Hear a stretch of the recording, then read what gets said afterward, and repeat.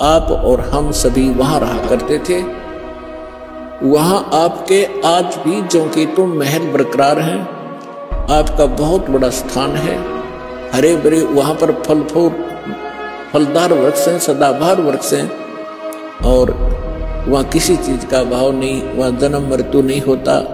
वहाँ पर वृद्धावस्था नहीं है, वहाँ मृत्यु नहीं है। आपके घर पर जितने भी आपके बच्चे जन्म लेंगे वो आपकी पुण्य आत्मा होंगी, और आप पहले वहां चले जाओगे। इसी प्रकार से वो इसी साधना से वो भी आपके पास वहां पहुंचेंगे, और आपका फिर ज्यों का त्यों एक परिवार जुड़ेगा। अपने आत्माओं, जिस लोक में आप रह रहे हो यो लोक रहने का है। हमारी तक इस काल ने घनी भांग प्या रखी है, और हम इसी में मस्त, हमने ज्यादा दिखाई नहीं देता। अब आपका परिवार है, आपके बच्चे हैं, रिश्तेदार हैं, भाई बहन, पति पत्नी, आपको कितने प्यारे लगते हैं। और तो मकान बनाकर आप आराम से रह रहे हो, कितना अच्छा लगता है। और एक सेकंड में मृत्यु हो जाए तो खा कहिए ये क्या है, आपका है, काया तेरी है नहीं, ये माया कहां से हो।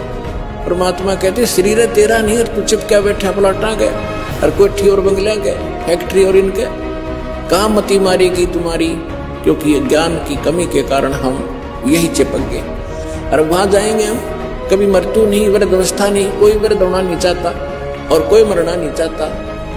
अंतिम सांस तक भी न सोचे एक सांस और राजा भगवान 10 दिन और मिल जाए और फिर भी मृत्यु होगी।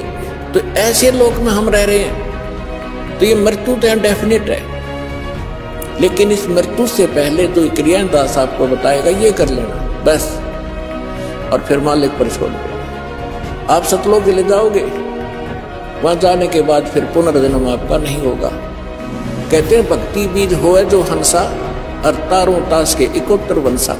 101 पीढ़ी पार होगी आपकी, जो सच्चे दिल से लगे रहे आप। क्योंकि आप दृढ़ होगे तो आपके बच्चे दृढ़ होंगे।